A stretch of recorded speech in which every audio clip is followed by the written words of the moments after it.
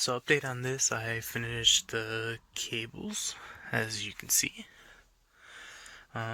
Waiting for PSU. I returned the original one I got and the graphics card. And I'll explain that on probably the next episode when I finally get the power supply unit. But I have future plans for this. So for right now, no graphics card. After all, it's just a streaming machine anyways, but for now, no graphics card.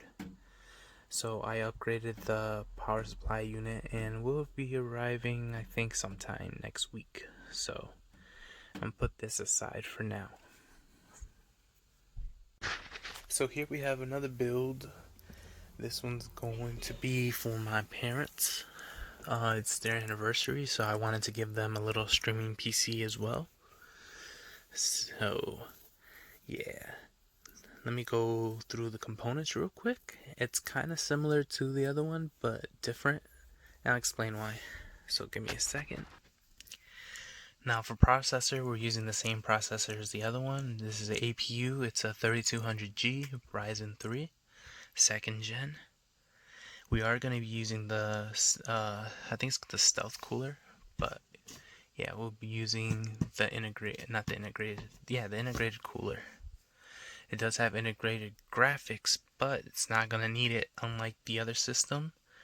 Because that's the other reason. And like I said, it's just a streaming. I have a main PC anyway, so why should I waste money for a graphics card and the other system if it's just going to be a streaming PC, like a home entertainment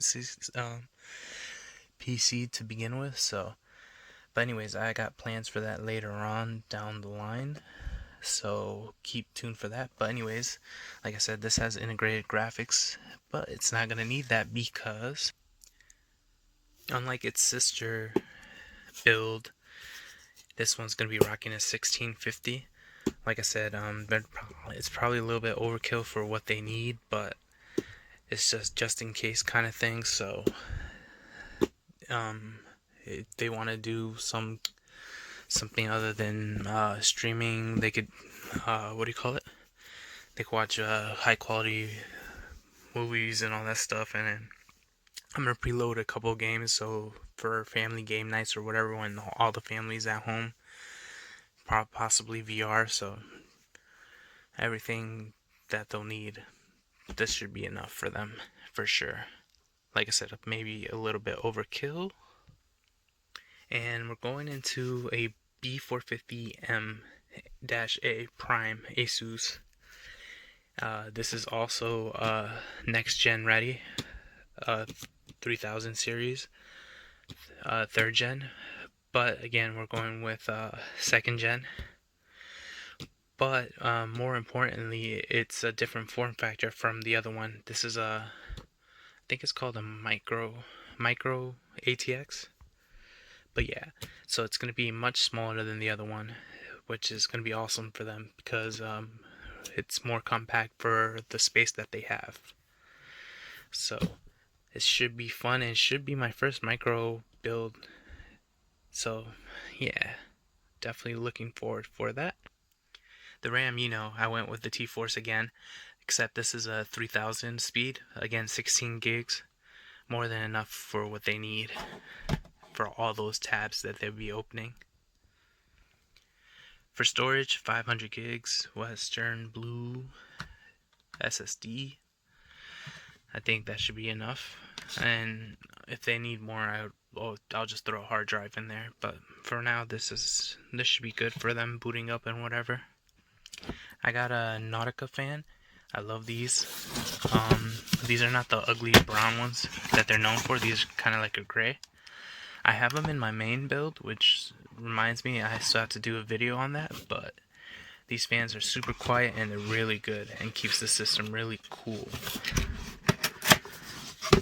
Definitely recommend these fans for sure. We have a little Asus Wi-Fi adapter. And like I said last time, these cable sleeves power sleeve cables by Asia Horse. Just amazing quality. This is now would be the third pair that I buy. Look how beautiful they look. And all of that is going to be powered by EVGA 500 watt. And it's all going inside the master box by Cooler Master. Again, this is not a build guide, but I'm gonna show some of the build. So let's get started. Can't forget the iFixit kit. This is my second one. I have the really old one and then this one. So, by the way, this case is quite small, but quite impressive. Can't wait to build inside of it. So here's our motherboard. Just like before, this one only has one PCI slot, while the other one had 3. If you look at it, it's much smaller form factor. So there's that. This one's a little bit more simpler, but like I said, it's more compact. And this is where we will be installing the CPU, or actually APU, because it has integrated graphics. Not too shabby. The board actually looks really good. So first things first, we're going to lift up this retaining arm. And just like last time, we want to find the little triangle. It is right here in this corner, if you take a look. So yeah, that is where our APU is going to be going. And like I said, there she is. And those are the pins. Be careful with that. Make sure the pins aren't bent. And gently place it into the socket, and it should just drop in to place. And again, on the socket, if you take a look, there should be a little triangle. Oh, it was there. There we go. Well, it's there and then it's gone, but that's the little triangle, and that's what we will be aligning to that corner. So give me a second. It's so pretty. As you can see, there's the little white triangle that I was talking about. So what we want to do is just slightly, hold on, let me see. Just want to align it like so. And it should fall into place like so. See? No pressure needed. And it's in. Then we just grab a retention arm, push it down, and APU installed. It's as easy as that. Now for this cooler, it's going to be different from the old one. What we want to do is remove these. The other one was a different kind of style. This is more of a bolt-on style. And we're not going to need thermal paste because our cooler already comes pre-installed with the thermal paste. Remember, the old one was from a different PC build. So I'll show you what I mean by that. Give me 1 second. So here's the cooler. As you can see, that little gray circle, I was going to say red, but gray circle, that's the pre-applied thermal paste. And this is the cooler that we talked about last time. And as you can see, it's a bolt-on. So we would have to remove those little brackets. So let me do that. Give me 1 second. Now, to be honest, you could save these in the motherboard box just in case, but I'm going to end up chucking them because I don't really need them. So yeah, there's that. So as you can see, the back plate has these where these brackets used to be. So now we're gonna mount the fan. Now for what I like to do is, for especially these stock coolers, because it has this little thing, I like mounting it to this side so it doesn't interfere with the RAM on this the DIMM slots.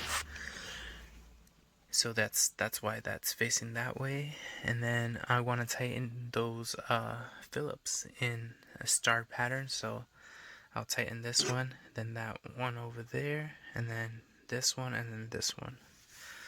So yeah, and then I'll show you where to plug in the fan. Next, we're going to be connecting that said fan into this 4-pin connector. I don't know if you can see on the motherboard, but it does say CPU fan. Now, if you look at the connector itself, it has a little divot, I guess, on the top, and that just lines up with that divot, and it goes straight in that 4-pin. Right there, the bottom one. The top one is an optional fan, and then the white 4-pin is for RGB, which we will not be using today. Now, just as last time, we're going to be putting the RAM and to the A2 and B2. If this time, I think you could see the little diagram on there with a little asterisk a little bit better. So, like again, that side doesn't open, so we'll open that one and that one. And then you just want to place it in there, like so. It'll go down. Then you just want to push with some force, and it should click. And then that should be it. Like I said before, it's going to need a little bit of force. It's going to feel kind of like it's going to break, but it's not going to. Just, again, hit it till you hear it click, and the little clasp right here should close. So we have our RAM installed, our APU, and our cooler. I think that is all that we need to do with this board right now. So let's move on to the case. So here, this case comes included with 2 RGB fans, and that Nautica fan goes in here. Overall, it's a really small form factor. I really like it, actually. So the next step is a very important one. We will be installing the I/O shield. Last build we didn't have to do that because of it was integrated with the motherboard, but the I/O shield goes right here in this spot. So let me show you what that looks like. This is the I/O shield. Please, for the love of God, do not forget this, because it sucks when you've built most of the system and then you're like, crap, I gotta take all that out just to put this little thing in. So what you want to do is you look at the motherboard, see where it plugs in, and the orientation. So it's gonna go like this. Then you just pop this in there, and I'll show you what that looks like when it's on. Again, that pops into that little hole. So what you want to do is push it from the 4 corners until it hear a little ding ding, and it should be pushing it, and that means that it's inside the system. Pretty plain, to be honest. Some of them are really cool, some of them are squishy. This one's the really rigid aluminum metallic kind. But yeah, next we'll install our motherboard, and first, actually, let me see if this stands. Okay, cool. So it does come included pre-installed with the stands. Just gotta make sure they line up with the ones on the motherboard, and I think we should be all set. So let me take a look. So next we're just gonna drop the motherboard in there. The stands are okay, they're all lined up. So we'll do the same thing. We're gonna grab it by the cooler and just place it into the I/O shield, and it should just drop in place. So yeah, so like I said, we just want to drop it into place. Here's the I/O shield on this side. So now we're going to screw it in, and I think this is it for the tutorial kind of side. I'm just gonna put everything together and probably show you how to put in the graphics card, and then yeah, we'll go from there. So I'm just gonna put all the cables and all that stuff, like it's the same as last time. Those are not it. All your pin connectors are down here. But yeah, I'm just gonna put the whole system together, and I'll be right back. So I've installed most of the cables. These case cables were a pain in the ass, and I'm not sure if it's the fault of the board manufacturer because they put it so close to the USB one, or if it's the case manufacturer because they didn't make the cables long enough. Regardless, these cables and the motherboard was a pain to work with. But as you can see, I have the Asia Horse cable sleeve mod cables in stock. Not in stock, but installed. Yeah, I'm just gonna actually install the power supply unit, and then I'll start the. Actually, I'll do the graphics card right after that. Then I'll show you guys how to install that graphics card. So, yeah. By the way, the power supply unit is not fully module, just to let you know. That's another reason why I went with cable sleeves, because these ketchup and mustard cables would look awful in this system. But yeah. It is 500 watts, as you can see, EVGA. And then, yeah. So I'm about to install this, which goes right into this bay right here. Alright, so next time I come back on, we'll install the graphics card. By the way, I keep on saying cable management, but I don't think you guys understand what I mean by cable management at this point. So yeah, I gotta manage, try to make this look as neat as possible. So yeah, lucky for me, I have this empty space down here. So yeah, I'm gonna start connecting all these cables together and making it look nice. As you can see, those Asia Horse wires go into the ketchup and mustard. So it looks nice in the front, ugly in the back. So here is our MSI 1650. As you see, it doesn't have a faceplate, but it's okay. It has a white dragon instead. But it's okay because it's a black, I don't know if this is the motherboard for the, I don't know what that would be called, the PCB for the, graphics card. Right now, my brain's farting. But as you can see, all the components kind of match the color anyways. It's nothing special. So, yeah, what you want to do is you want to line it up with this. This is the PCE slot, I think is believed what it's called. Something like that. Anyways, you want to remove and align it with this side and then find out where you want to take, because you're going to have to take these out to screw them.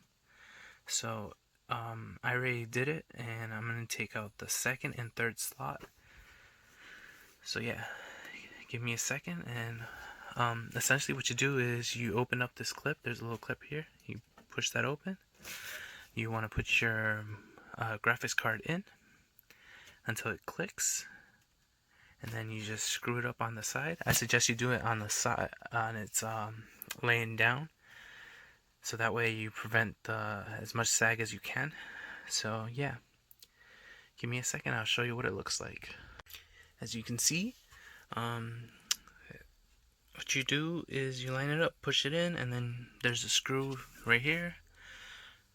After you take out those two slot things. But yeah, as you can see, it looks pretty sharp in there. See, it kind of matches the whole theme, you know. It's not the most expensive thing, but it looks really good. And that, folks, is a PC. I'm still gonna cable manage, and then hopefully see if it posts.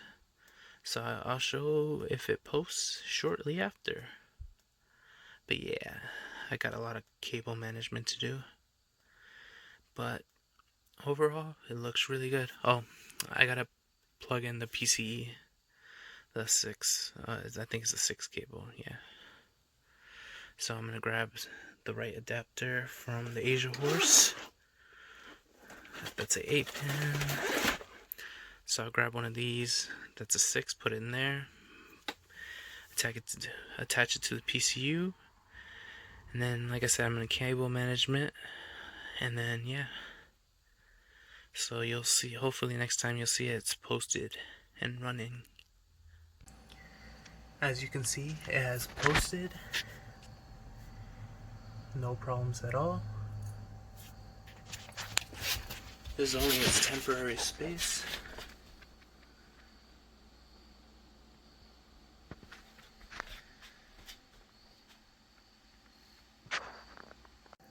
As always, thanks for watching.